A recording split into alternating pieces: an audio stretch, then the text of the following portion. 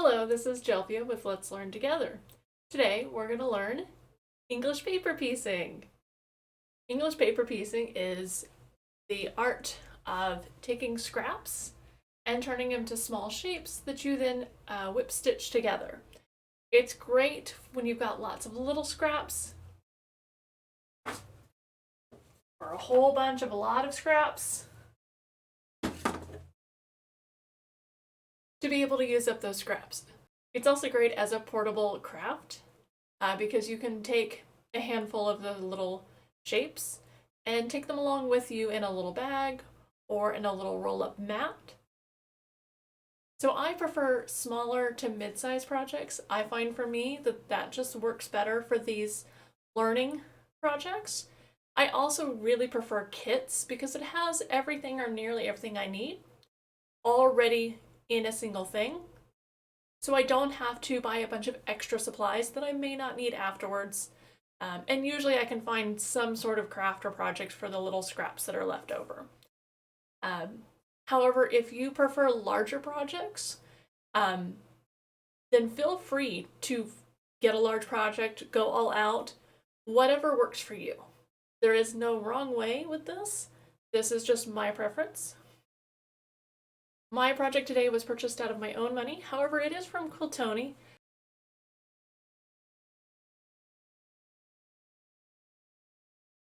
Fabric glue stick, templates, fabric, thread, and sewing needles, scissors,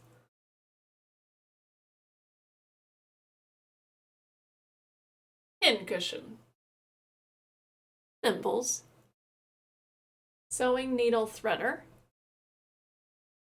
thread wax,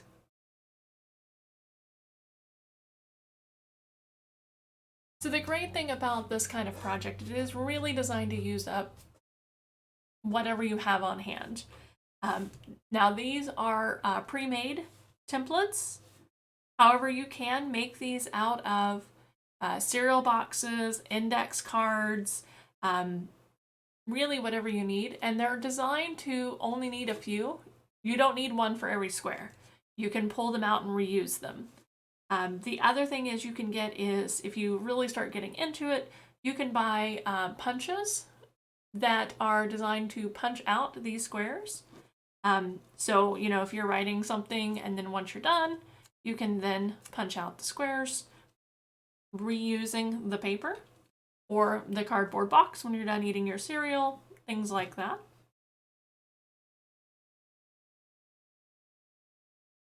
So the first thing we have to do is cut out our squares. Now this particular pattern has most of the squares already cut out, but because of the nature of the sheep, because, you know, wood for sheep,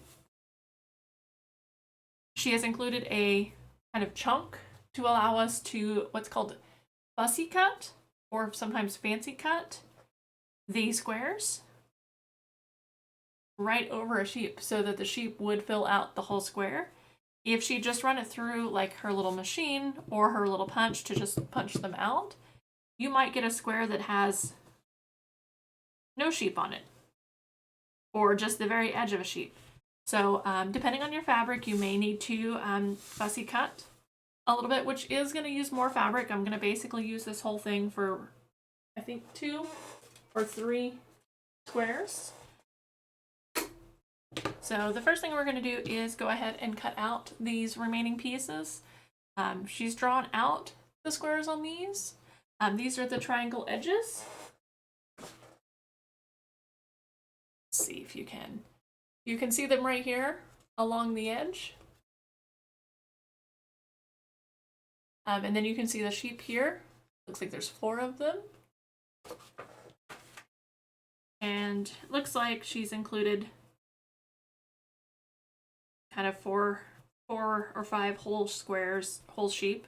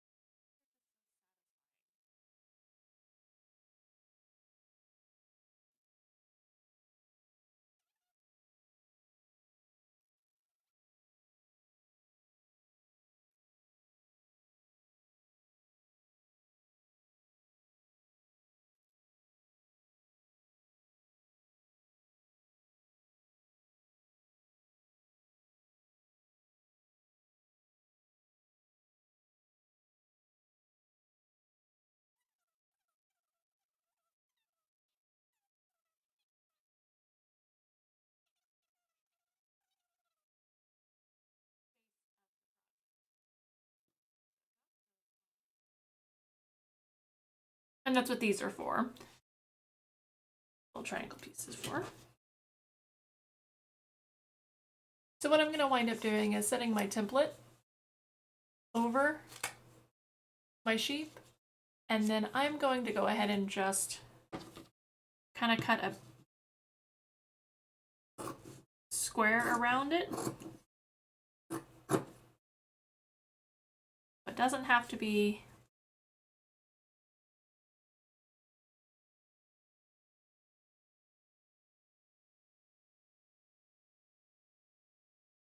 not a square. Hexagon.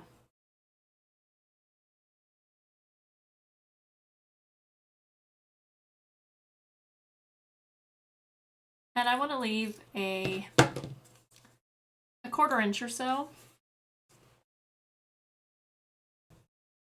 Oh! Huh. What do you know? She marked the back. I just didn't notice that. So we're going to stitch the back, or cut the back out.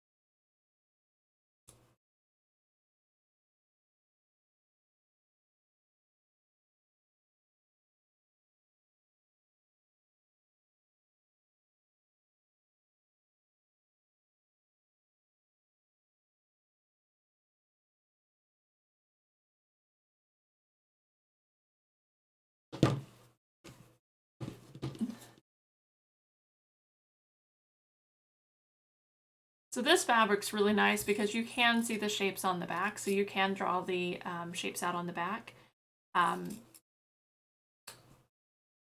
That's not always something that you have available. Not all fabrics are printed in such a way that you can see the back to fussy cut. And in that case, you know, just drawing it on the front is going to be the way you have to do it. There we go. We have our 4 little sheep. That here with the rest. Throw my scraps away. Or throw them in your scrap bucket, depending on the size and what size scraps you keep. Let's see, what is the next thing we need to do? For the next thing, there are 2 ways of doing this. You can pick the square,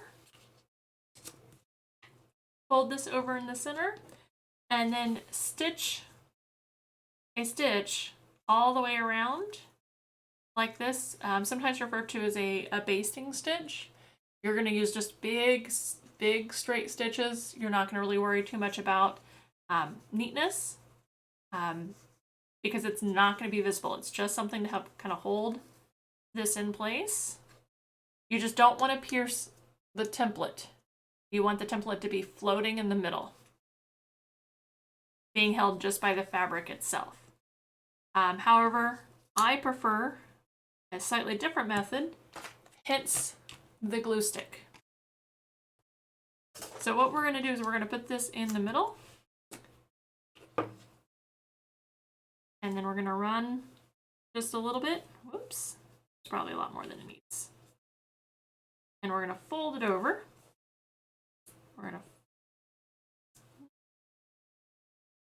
to fold that over. And notice I don't glue the whole thing. I just glue each side as I do it.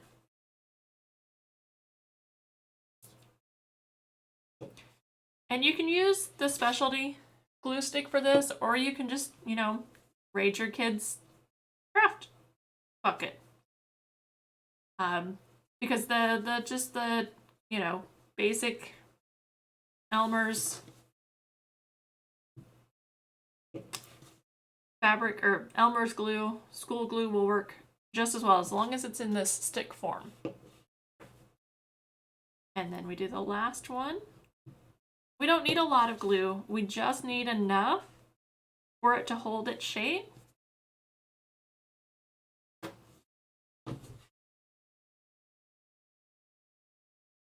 Grab next one. I'm going to show you that again.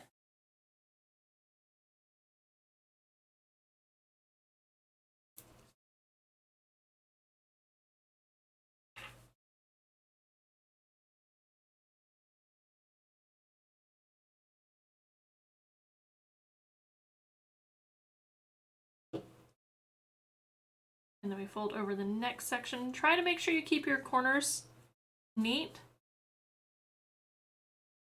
We don't want any sticking over this edge. We want this edge to be completely clean with no fabric kind of hanging off. Do the next section and then fold it. So what I'm going to wind up doing is gluing all the bits down and then go wash my hands before I start the next bit. If you're doing a really large project, I have enough template pieces for all of my fabric.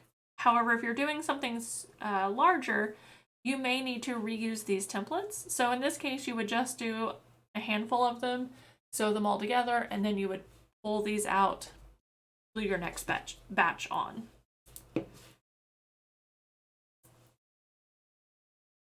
And you want to make sure it's kind of like tight. So kind of push it in, but we don't want it bending the fabric because we want them all to be roughly the same shape. No, not roughly. We do want them all to be the same shape. And then we're going to make sure this is folded.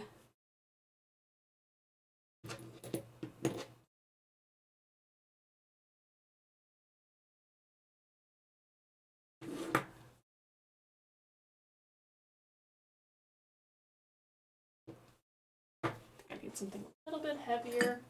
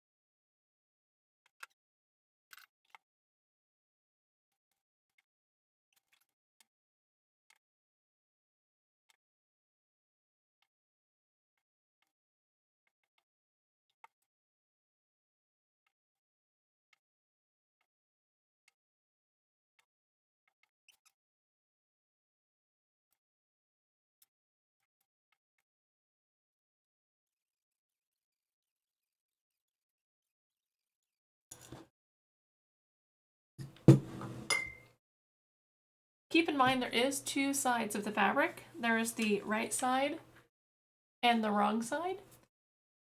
Now, depending on the fabric that you're using, you may choose to use the wrong side of the fabric because you like the look of it better.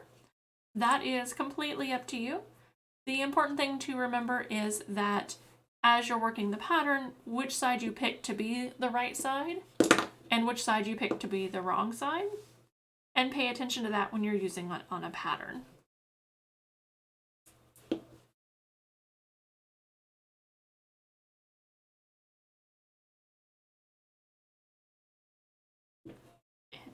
These I'm going to take a moment and double check to make sure, because I'm at a point where I can still unglue them and move them around a bit.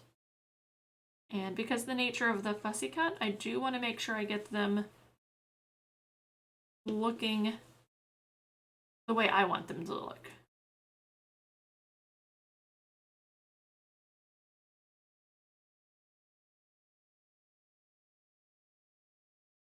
May have to go wash my hands before I finish this project.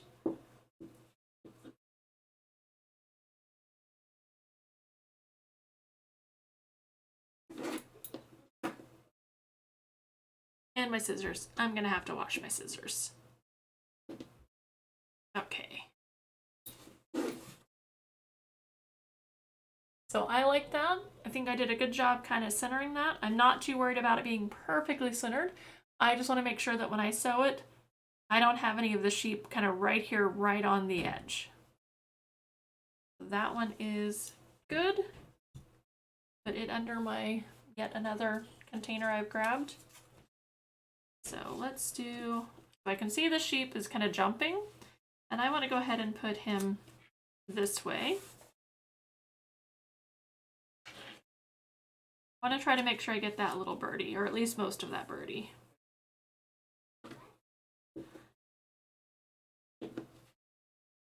Fold this over. And I can tell, just because I see a little bit of the yellow, I missed part of the birdie, but that is okay as long as I get the sheep mostly centered. The birdie is a nice touch, but not a requirement for me.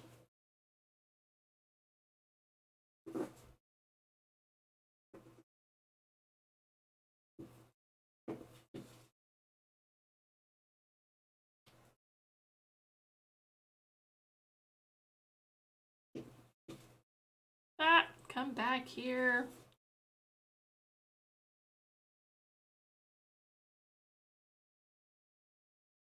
That is very thin on this side.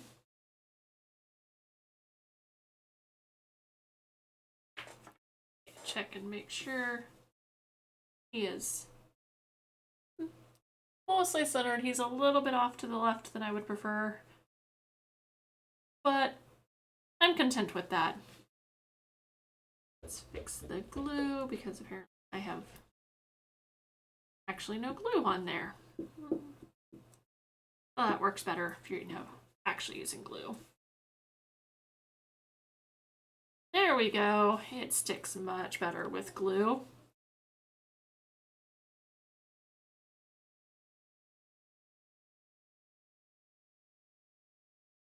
And let's check this last one. He's just right there, and I'm going to put it so that it is point down.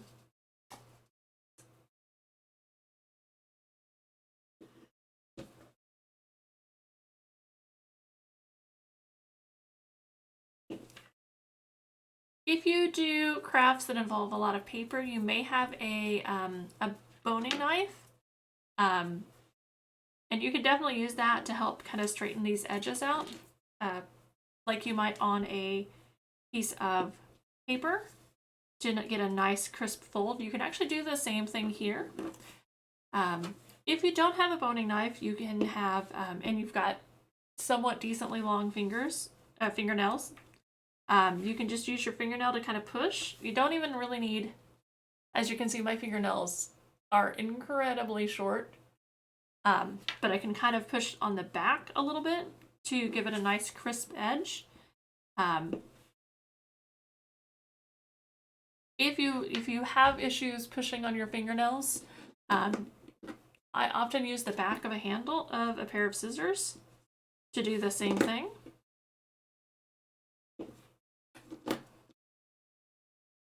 So, and then you kind of run the handle to give it that same crisp edge. You can use this part of the scissors, but I find that one a little bit harder to kind of get in there to actually push. The back works a little bit easier just because of the shape. And our tiny little baby sheep. Baby sheep for wood.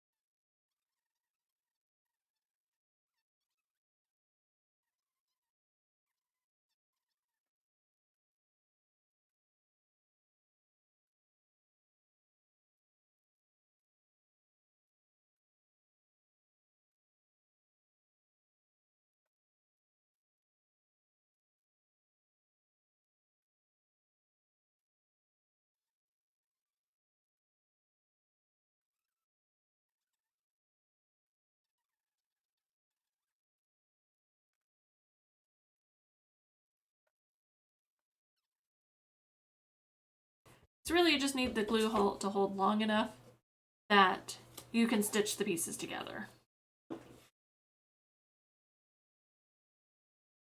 So that's why the cheap stick glue can work just as well, especially because that is designed to be able to be washed out of a project. And that's what you're looking for, something that can hold it for a little bit and then be washed out.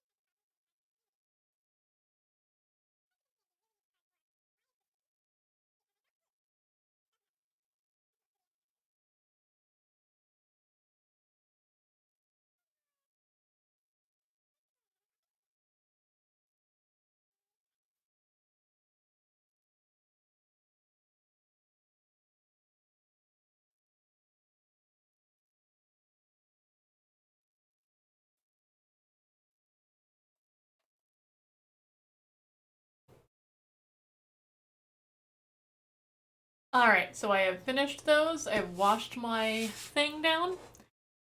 And now we're going to start the next step, which is going to be the stitching. So the first thing we need to do is cut our thread. I tend to like it basically the length of my arm, or a little bit shorter.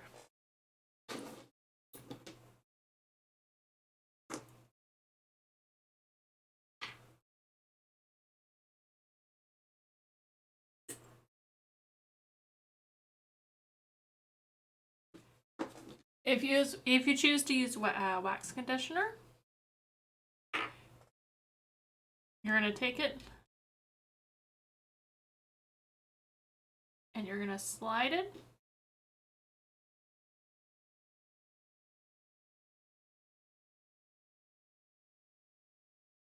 Kind of pushing it down with your thumb and then kind of run it through your fingers. This just kind of allows it to not catch when you're stitching it. Take my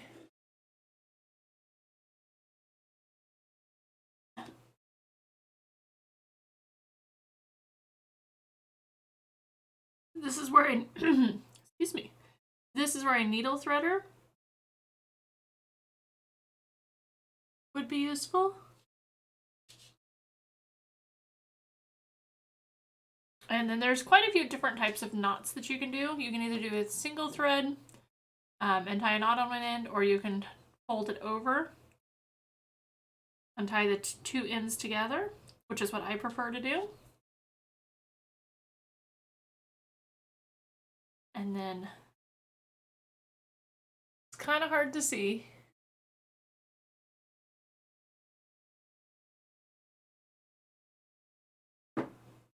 Start over.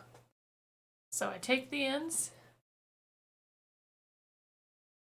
I make a loop around my finger, I go over the top of the thread and then I tuck it under. And then I like to do that a couple times, so tuck under, tuck under. Each one of those tucks is going to make the knot a little bit bigger. And then you're going to pull the two ends.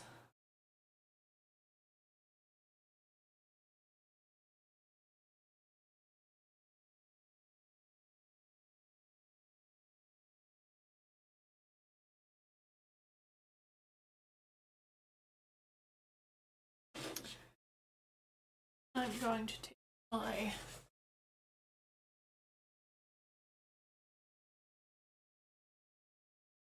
to the side. It's my desert tile. Desert tile. And I'm going to do this one. So I'm going to put the right sides together. I'm going to fold it over like that. And then what you're going to do is you're going to just kind of what's called a whip stitch. Basically, we're just going to catch a little bit of the thread. We're going to catch a little bit of the thread. Actually, I'm going to use a different color for the first one. So right sides together.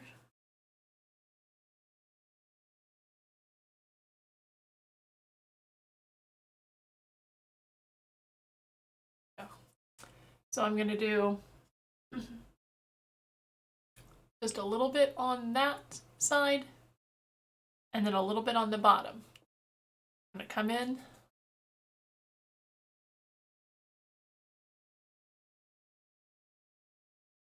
Catch.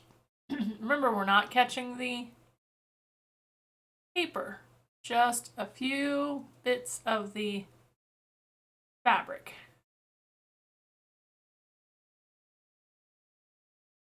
Both sides. And this is where I am going to go ahead and grab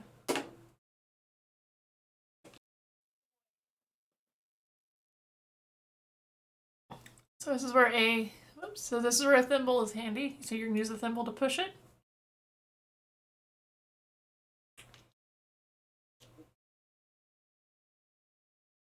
And then you're going to come back.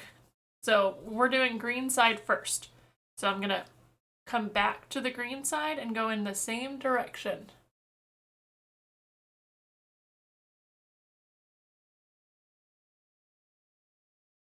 Catching a few of the threads on both sides.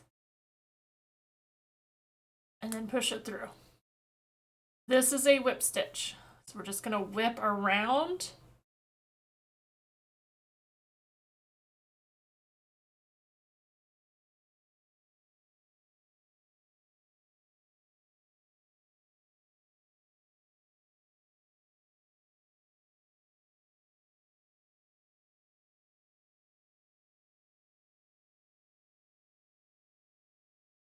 Six to 10 stitches per side. And then we're whip around.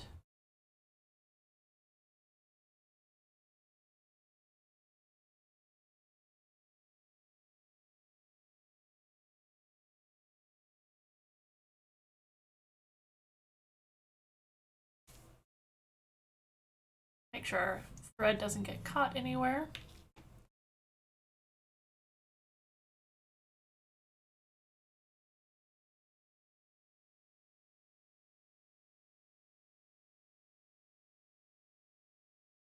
Oops.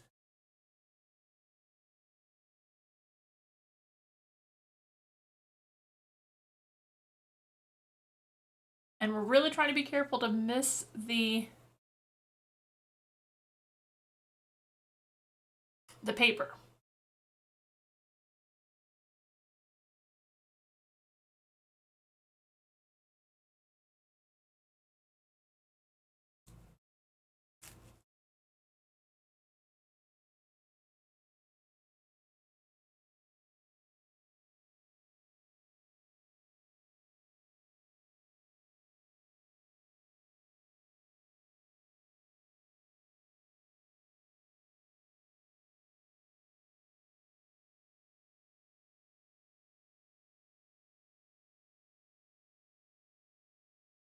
And you basically are going to go from from corner to corner on one side.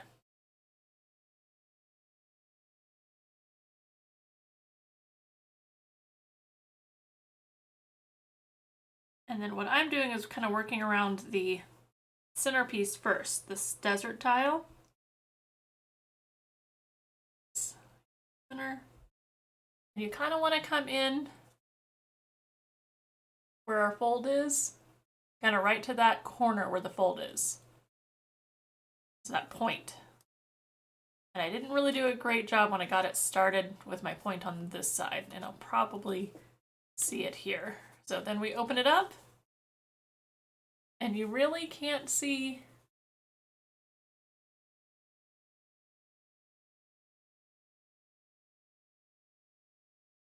that's what it looks like when it's open. So yeah, you can see here where it's a little bit open. You do want to make sure when you start it, you want to make sure you're right on that corner. So that's where I made a mistake.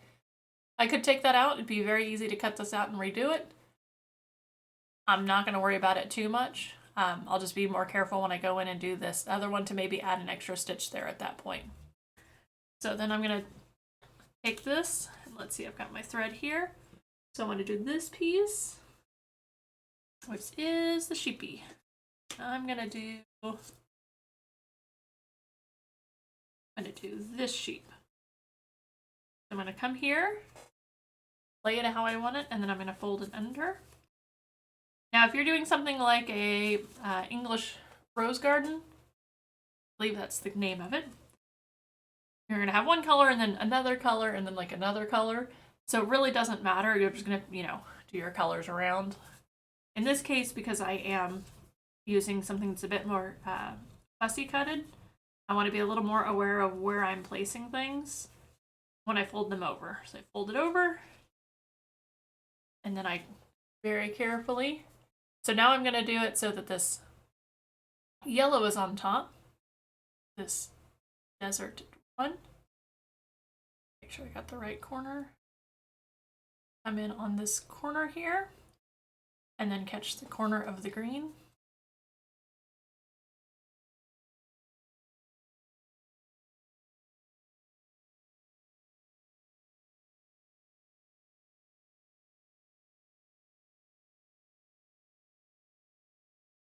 There, let's get the corner of the screen. There we go. So once again, just going from this top to the bottom. I'm gonna come whip it around.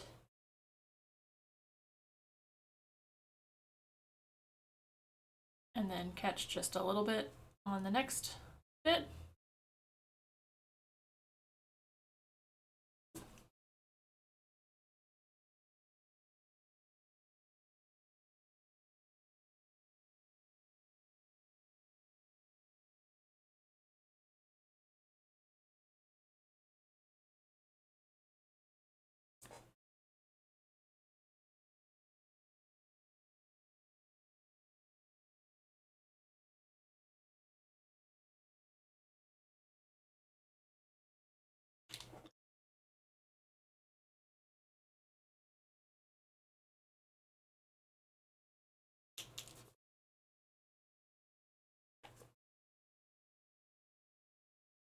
And one of the reasons this is such a great like TV watching one is because it's really easy to just kind of look up and down at it.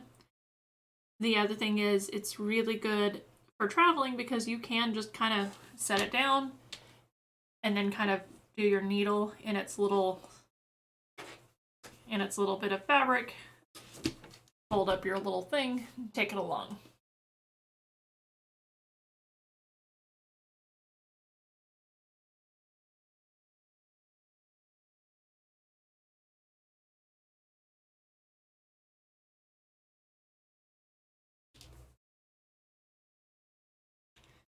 I've heard of a lot of people that do this in the car, like as a passenger in a car. I would not be able to myself, but I have a tendency to stab myself too often in the car when I try to hand sew. We're going from the, even though I'm twisting it around, I'm still going in from the yellow the first, and then going in through the green. And we want small stitches. And this one's really easy, that if you did stitch it too big, you can just fold it over and just restitch that row.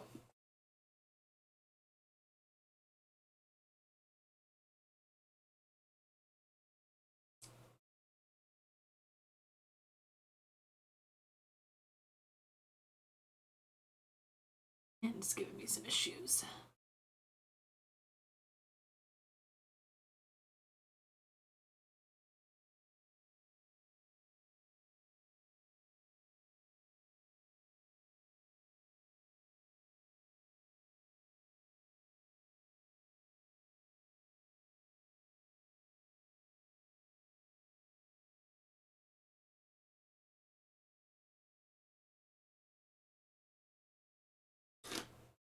Oops.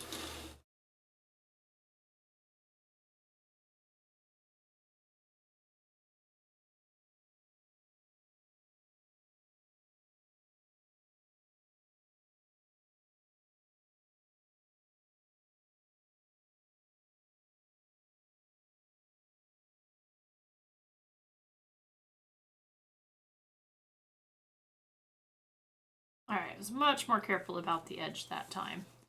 See how that looks. So, there we go. That looks much better. So what I can do now is I can continue along this edge, or I can fold it over.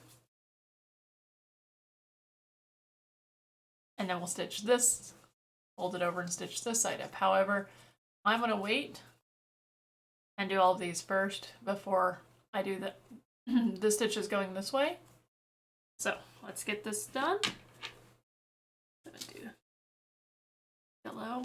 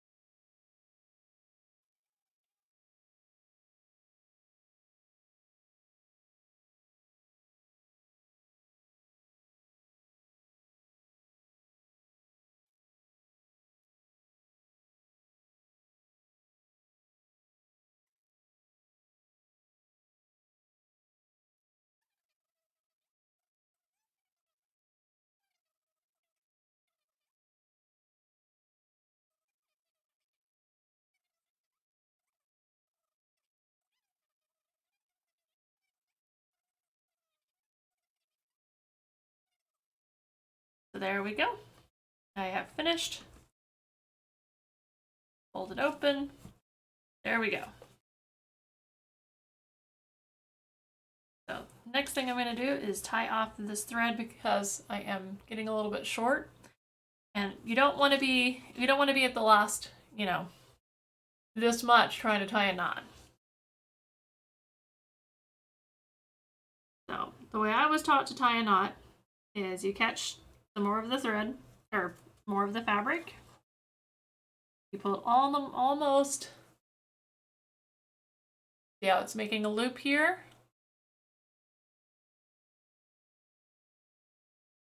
See the loop? There's actually two loops. I go up through both the loops because I'm doubling the thread. And then you pull it. And then you catch a little bit more.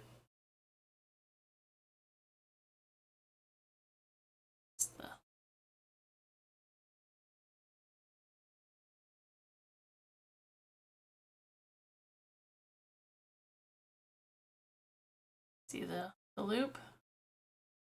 I go through it a couple of times and kind of yank it. And then once you've tied off the knot, you're going to take the thread and you're going to kind of run it through. Once again, making sure not to catch the paper. Ow. Also trying not to stab yourself. That'll do. This is what the back looks like. And then I always cut it with just a little bit. I don't cut it right up against the knot. I try to leave a little bit. Maybe you can see it this way. There you go.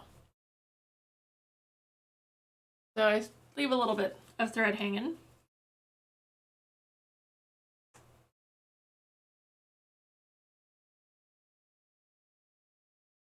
So there is the sheep's a little bit off. Probably because of that. So that is one square finished.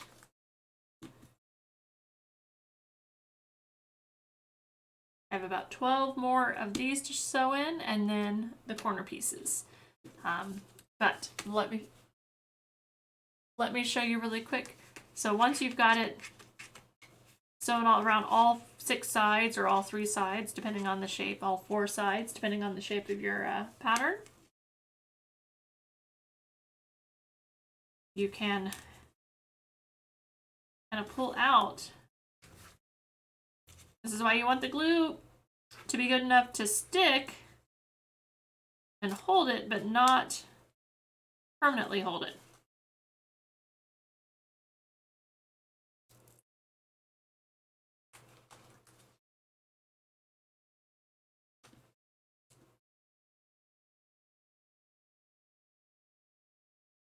And this is why actually the cheap glue works better, because it doesn't necessarily hold as good.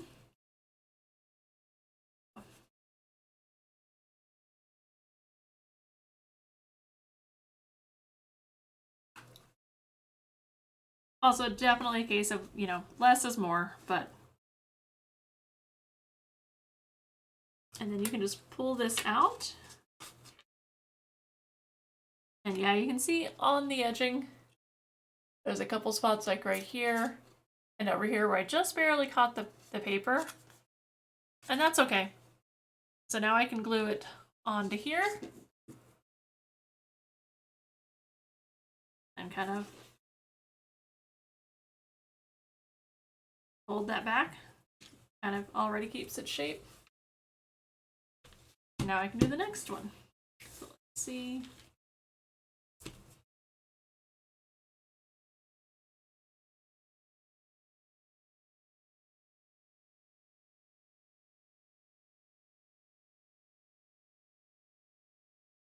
Fill this one in next.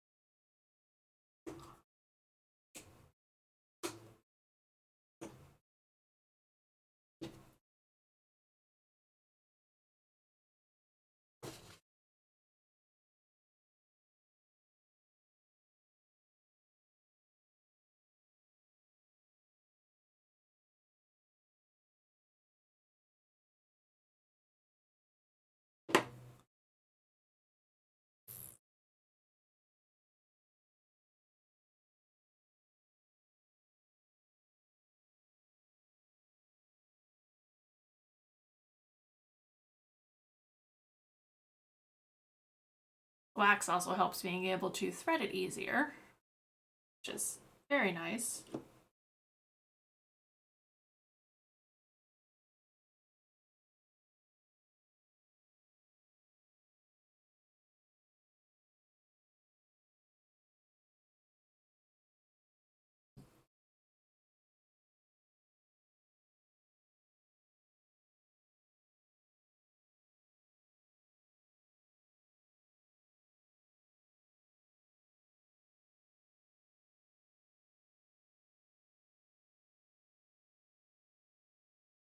So what you need to do first, because we've removed that one, it makes it easier to do this part, which is where we fold it over.